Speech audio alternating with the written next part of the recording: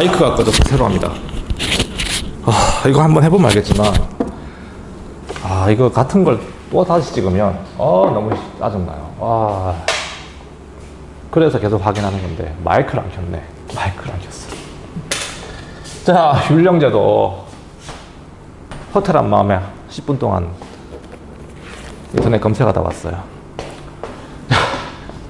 자, 율령. 율령. 우리가 중요한 거는 영에 관한 거예요. 영. 행정법에 관한 거. 알겠습니까? 행정법이 중요한 거지. 그러니까 국가를 운영하는 시스템. 알겠습니까? 다시 한번 보고요. 다시 찍기 싫어. 너무 싫어. 이제 같은 거는 됐고 있죠. 진짜 싫다 이거. 당신들도 집에서 듣는 게 되게 힘들겠지만 나름 힘들어요.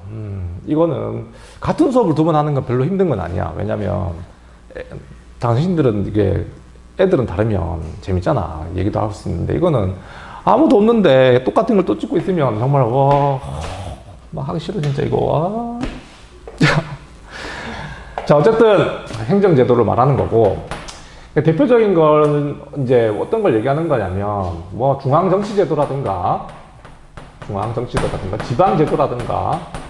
그러니까 우리 쌤이 지방제도 같은 경우는 이제 뭐 진나라 한나라 때 뭐 9년 뭐 주나라 때도 얘기했었죠. 뭐 봉건제도, 군국제도, 봉건제도, 군현제도, 군국제도 뭐 이런 것들을 말하는 건데 그때 되게 중요하게 많이 다뤄왔었죠. 이제 중앙정치제도는 이제 요것만 하면 됩니다. 사실은 이 중앙정치제도 변화 자체는 그렇게 우리나라에 영향을 준 제도만 살펴보면 되니까. 알겠습니까? 그래서 이 중앙정치제도가 처음으로 얘기하는 거고, 그 다음에 또 살펴봐야 될 게 뭐냐면 토지제도예요. 토지제도. 그러니까 국가 운영에 있어가지고 가장 중요한 게 세금을 확보하는 문제였잖아. 맞죠? 그 세금을 어떻게 안정적으로 확보하느냐의 문제는 바로 토지제도를 정비하는 문제였습니다. 그 다음에 중요한 거는 바로 조세제도, 되게 군사제도. 지금 당신들 보면 알겠지만 되게 허탈한 모습에서 힘이 안 납니다. 알겠습니까? 그 다음에 교육제도라든가, 그 다음에 관료 선발에 관련된 얘기, 이런 것들을 같이 보는 게 바로 이 령에 해당되는 거야. 령. 알겠습니까? 령. 행정법, 국가를 운영하는 시스템. 알겠습니까? 아까도 얘기했지만, 당신들은 아까가 아니죠. 처음 보는 거죠. 이 율령제도는, 일단은 당나라를 모범으로 해요. 알겠습니까? 당의, 제도가 이제 스탠다드 하거든요. 알겠습니까? 그러니까 당의 제도를 갖다 모범으로 하여 각국이 이걸 많이 따라 하거든요. 이런 거, 알겠습니까? 우리나라, 한반도, 일본, 베트남, 이렇게 이어지게 되는데, 어쨌든 당나라를 중심으로 이제 이 중앙정치제도가 정비되는 과정들, 그 다음에 이런 관료 선발까지 이어지는 과정들을 같이 보게 될 겁니다. 일단은 중앙정치제도가 뭐가 있을까? 중앙정치제도. 그러니까 대표적인 게 삼성 6부라고 우리 알고 있습니다. 삼성 6부. 이거는 우리 역사에서는 처음으로 발해에서 처음으로 우리 봤던 겁니다. 그러니까 발해가 했던 삼성 6부 제도는 당나라와는 또 달랐다는 게 중학교 때 그다음에 고등학교 1학년 때, 당신 1학년 때 배웠던 내용들이었잖아요. 알겠습니까? 대표적인 삼성이 뭐가 있어요? 중서성, 문화성, 상서성, 뭐 이런 걸 갖다가 우리는 삼성이라 부릅니다. 그러니까 정책을 갖다가 결정하는 기관인데, 이걸 갖다가 심의 먼저 하시고요. 심의하고, 이 귀족들이 많이 모여 있었어요. 문화성이라고 하는 거는. 그 다음에 상서성은 이거 이제 집행하는 기관. 알겠습니까? 집행하는 기관이라고 부릅니다. 자, 그래서 이 상서성 밑에는 6개의 부서가 있었는데 이게 6부라 불렀죠. 그러니까 이게 이제 기본 골격이에요. 국가를 운영하는 기본 골격. 우리도 지금 보면 중앙부처가 있으면 뭐 몇 개 뭐 부서가 있습니까? 기획재정부 해가지고 국방부, 뭐 교육부 쫙 있잖아. 맞죠? 그 밑에 또 청들이 쫙 있죠. 자, 이런 식으로 운영되는 국가 운영 시스템을 말하는 거였고, 6부에는 아다시피 뭐 2부가 있고, 빨간색 쓰면 2부가 있고, 예부가 있고, 호부가 있고, 병부가 있고, 형부가 있고, 동부가 있고, 이런 것들. 2호, 예병, 형공, 육부로 알려져 있죠. 이게 조선시대에는 육조라고 이어지게 됩니다. 2조, 예조, 호조, 병조, 형조, 공조. 맞죠? 각각 2조는 인사권을 가지고 있고, 예조는 뭐 외교와 과거 시험을 관장하고, 호부 같은 경우는 국가재정, 병부는 말 그대로 국가 국방, 형부는 형벌을 관리한, 그러니까 지금 검찰 같은 거죠. 그 다음에 공부는 뭡니까? 공부하는 게 아니고 스터디가 아니고, 토목공사, 뭐 이런 것들을 관장하던 부서들. 이게 이제 국가의 그냥 기본 골격이었고, 나중에 보게 되겠지만 발해 같은 경우 이걸 많이 따라했습니다. 신라도 삼성 육부제도를 그대로 시행하지 못했지만 육부의 형태는 많이 가져가요. 알겠습니까? 이런 것들이 이제 다 모범이 되니까 보는 거고, 이게 지방제도로서는 얘들아, 지방제도 우리 많이 배웠어요. 우리 뭐 아까도 얘기했지만 진나라 때 뭐 군현제도가 이제 최초로 이제 중앙집권국가에 적합한 제도로 이제 많이 정착되잖아요. 그러니까 당나라 같은 경우는 주, 현, 요렇게 이제 많이 설명합니다. 뭐 이게 어떤 기능이 있는지까지는 알 필요 없지만 군현제도와 똑같은 제도라 생각합니다. 관료를 파견하여 직접 이제 황제가 지방을 통제해 나가는 관료죠. 이게 봉건제하고 뭐 이런 것들은 어쨌든 군현제 일종입니다. 알겠습니까? 더 정교화되어 가는 거죠. 근데 당나라 때 우리가 좀 공부해야 될 게 중에 뭐냐면, 지방 중에는 물론 이게 중국 이건 내부에 해당되는 거예요. 중국 내부에 해당되는 거고, 내부에 해당되는 거지만, 그 이민족을 지배하는 것도 있었어요. 이민족. 이 당나라 같은 경우는 초반에 많이 주변국을 침략해서 멸망시켰잖아요. 고구려 멸망시켰고, 막 그랬잖아요. 돌궐하고도 싸웠었고.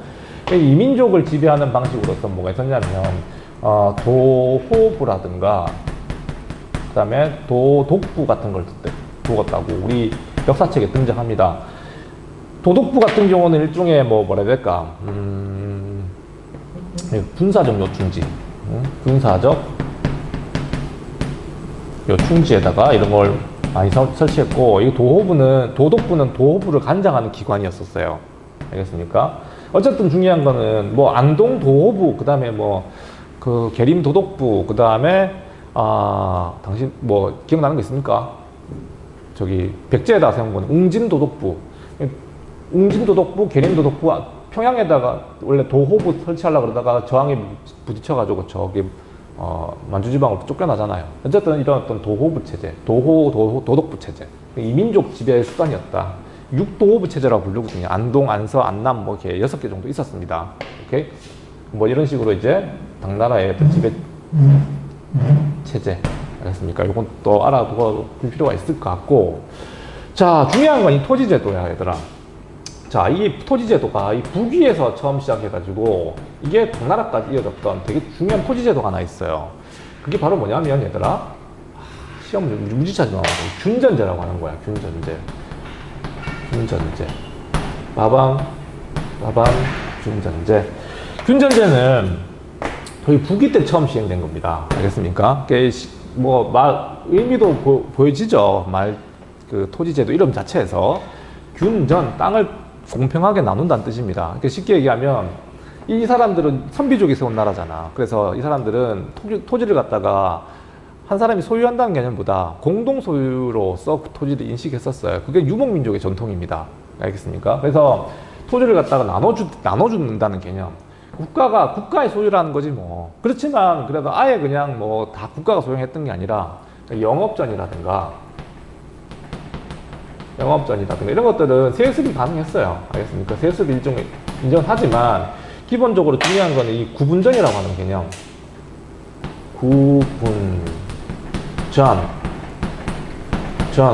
이 구자 나눠준다는 뜻입니다. 알겠습니까? 사람 입 숫자에 맞춰서 배식한다.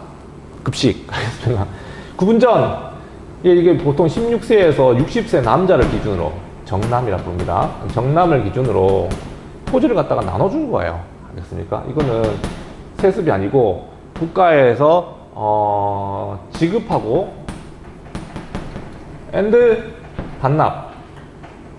반납해야만 하는 토지. 알겠습니까? 받아서 나중에 뭐 죽거나 아니면 60세가 넘어가면 노동력을 상실한다고 봤었거든요. 그러면 농사 못 지으니까 더 필요한 사람에게 나눠주고, 이게 이제 균전제 기본적인 운영 원리였다.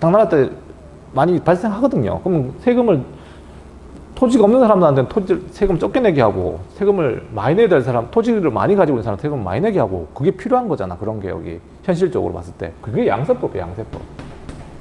됐습니까? 양세법으로 균전제가 붕괴되고 난 데는 좀 개혁이 이루어지게 돼요. 알겠습니까? 양념에 의해서 시작했다고 하는데, 양세법으로 개혁되긴 했지만, 이런 세금이 요게 나중에는 양세법으로 개혁돼 갔던 거야. 했지만 어쨌든 기본적으로 균전제 근거에서 내야 될 세금은 토지세, 노동력세, 직무세 정도가 있었다. 그 다음에 또 해야 될 게 뭐라고요? 국방, 군사, 군사적 의무가 있었다는 거지. 참 땅 주는 대신에 많은 걸 요구합니다. 공짜로 받으면 안 돼요, 그러니까. 세상에 공짜는 없습니다. 알겠습니까? 토지를 지급받는 대신에 해야 될 일이 바로 이 국방에 대한 의무였고, 그래서 이때를 갖다가 뭐라 부르냐면, 부병제라 불러요. 부병제라고 부르는데, 이 부병제 핵심은 바로 뭐냐면, 농병일치. 그 농민이 직접 훈련도 받고, 자기 물건을, 자기 무기는 자기가 또 만들어 가야 돼요. 알겠습니까? 이거 토지를 주는 대신에 다 그렇게 해야 되는 거야. 당나라 군대는 그랬습니다. 초반에는. 오케이? 마찬가지야. 똑같이. 균전제가 붕괴되면서 토지를 적게 지급받았는데 이런 것까지 하라 그러면 농민들이 해낼까 못 해낼까? 당연히 못 해내지. 그래서 나중에는 군사제도 같은 경우는 이것도 나중에 개혁하게 되죠. 그래서 등장하는 게 번진체제라고 하는 건데, 개혁하는데, 이건 사실상 국민개병제를 갖다가, 부병제를 갖다가 포기한 겁니다. 그래서 사실상 지방에 있는 장군들에 의해 가지고 군사 모집도 하고 훈련도 하고 하는 그런 방식. 이게 절도사죠, 절도사 체제. 알겠습니까? 이렇게 바뀌게 된 것도 전부 다 뭐와 관련이 있다? 균전제 붕괴와 관련이 있다. 알겠습니까? 당나라 시절에 부기 때부터 시작했던 이 균전제가 서서히 붕괴되면서 양세법으로 개혁, 그럼 절도사 체제, 번진 체제라고 부릅니다. 라고 바뀌어가는, 부병제가 이렇게 바뀌어가는 거, 이런 이제 움직임이 있었던 건 다 이해되죠, 이제? 알겠습니까? 그러니까 나라가, 국가를 운영하는 제도는 율령이라 부르는데, 이게 고정된 게 아니고 시대마다 또 여건에 마다 바꿔나가야 되는 거지. 중국에서도 이게 계속 바꾸잖아, 맞지? 바꾸는 것처럼 이게 발해라든가 일본에 전해졌던 율령 제도도 이 당나라하고 같을까 틀릴까? 당연히 다릅니다. 여건이 다르기 때문에, 국가를 운영할 수 있는 여건이 다르기 때문에 다르게 운영됐던 거야. 그게 다음 시간에 해줄 주제예요. 알겠습니까? 중국의 율령 제도가 각국에 어떻게 변형돼서 운영됐는지 그런 걸 살펴볼 겁니다. 교육제도, 알겠습니다. 교육제도를 하기 전에 일단 관료 선발은 우리가 많이 배웠지만, 내가 이 부기 때는 관료 선발에 관한 얘기는 안 했지만, 구품중정제라고 불러요. 구품중정제. 교과서에 나오지도 않습니다. 알겠습니까? 어쨌든 이거는 일종의 추첨제도야. 귀족이 귀족을 추천하는 거죠. 그렇게 변질됩니다. 사실은 그게 원래 의도하는 건 아니었는데, 구품중정제는 사실은 귀족이 귀족을 추천하는 제도에 불과했던 거야. 그러니까 귀족제도를 더 강화시키는 거였죠. 그래서 이걸 개혁하기 위해서 수나라 때 등장했던 게 바로 뭡니까? 바로 과거제죠. 능력을 보자. 과거제를 처음 이제 수나라 때 시행했던 거야. 누구에 의해서? 수문제에 의해서 시작됐고, 근데 이게 나중에 이제 더 계승됐죠. 수나라 때 했던 게 당나라까지. 과거제는 계승되어 갑니다. 그렇지만 잘리죠. 지금 여기 잘릴 겁니다. 계승이라 적어놨어. 알겠습니까? 계승. 밑에다 적을게. 계승. 이어가고요. 보이나요, 이거? 다시 찍기 싫어. 다시 찍기 싫어. 절대로 찍을 수 없어. 다시. 3번은 진짜 아니냐. 안 하고 말지, 그냥. 자, 과거제가 계승되고, 그 다음에 이게 다시 송나라 때 와가지고, 이걸 다시 한번 더 개혁했지. 과거제를. 이제 개혁하여, 이제 또, 정교하게, 알겠습니까? 이제 귀족 중심이었던 과거제였다가, 좀 더 이제 관료를 갖다가 황제 중심으로 개혁했던 거. 이거 다 설명했지? 당나라 때 이는 이층제라고 했다가, 맞죠? 기억납니까? 그 예부시, 이부시 해가지고 2번 치는 정도만 치면 합격하는 거였는데, 이거 3층제로 바뀌게 됐다는 거. 이거 학생이 오프라인에서 설명해 주실 거예요. 3층, 2층에서 3층. 시험지 낼까, 이거? 이왕 여기 있는 거. 응? 좁아서 못하겠다. 더 이상 적기를. 2층제, 이거 적어줬습니다. 예부시, 2부시. 알겠습니까? 예부, 2부에서 치다가 이게 송나라 때가 가는 여기에 플러스 뭐가 된 거야. 맞죠? 그 향시가 있고, 내고 싶다. 여기까지 적었는데. 향시가 있고, 회시가 있고, 서울에 와서 치는 시험이에요. 회시는. 알겠습니까? 지방에서 치고, 서울에서 치고, 한 번 마지막 더 치는 게 전시라고 그랬잖아요. 전시. 맞죠? 다 설명했던 겁니다. 순서는 이렇게 이어지게. 황제에 의해서 치는 거. 황제가 직접 주관하는 시험이 바로 전시였죠. 전시 제도. 이런 것들을 잘 체크해 둡시다. 내고 싶다. 이거는 알겠습니까? 이 교육제도는 뭐가 있었을까? 대표적인 교육제도. 제도는 우리나라로 치면 성균관 같은 거죠. 조선시대 성균관이 있었지. 고려 말에도 성균관이 있긴 있었지만 어쨌든 성균관 같은 거. 중국에는 이걸 국자감이라고 부릅니다. 국자감. 알겠습니까? 국자감이라고 하는 교육제도가 있었던 거. 그랬어. 여기 있었고, 오경박사제도부터 해가지고 쭉 발전해 온 거죠. 알겠습니까? 우리로 치면 이게 대학교 같은 거죠. 고등교육과. 그 다음에 선생님이 마지막으로 설명할 게 뭐냐면, 이 유교가 이 당시에 통치 원리로 활용되는데, 당연히. 맞죠?